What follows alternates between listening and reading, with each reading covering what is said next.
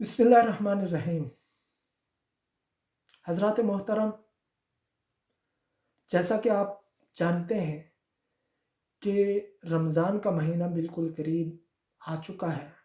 نبی کریم صلی اللہ علیہ وسلم نے شعبان کی آخری تاریخ کو بڑا اہم خطبہ ارشاد فرمایا، جس کے اندر رمضان کے اعمال اور مقاصد کو بیان فرمایا۔ رمضان کے چند اعمال آپ صلی اللہ علیہ وسلم نے ارشاد فرمائے۔ دو تو ایسے ہیں جو تقریباً سب لوگ ہی کرتے ہیں، اس کا اہتمام کرنا نہایت ضروری ہے۔ ان میں سے ایک یہ روزہ۔ روزہ تو ہر مسلمان رکھتا ہے اور روزہ رکھنا فرض ہے، ایک روزہ ہے۔ دوسرا تراویح ہے اور رات کا قیام ہے، اس کا اہتمام کرنا چاہیے۔ اس کے علاوہ آپ صلی اللہ علیہ وسلم نے ارشاد فرمایا کہ اس مہینے کے اندر 4 چیزوں کی کثرت کرو، جو آپ صلی اللہ علیہ وسلم کا بتایا ہوا ورد اور وظیفہ ہے، خصوصی عمل ہے جو آپ صلی اللہ علیہ وسلم نے ارشاد فرمایا۔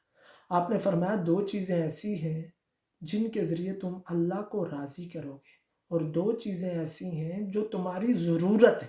پہلی 2 چیزیں جن کے ذریعے تم اللہ کو راضی کرو گے، ایک لا الہ الا اللہ کی کثرت، اور دوسرے استغفار کی کثرت، اپنے گناہوں پر معافی مانگنا۔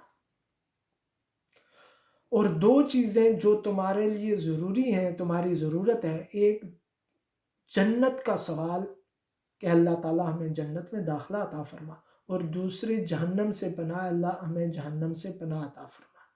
اس کو اگر ایک ہی ورد کے اندر اگر پڑھا جائے تو یوں پڑھا جا سکتا ہے: لا الہ الا انت استغفرک و اتوب الیک، اللہم انی اسألک الجنہ و اعوذ بک من النار۔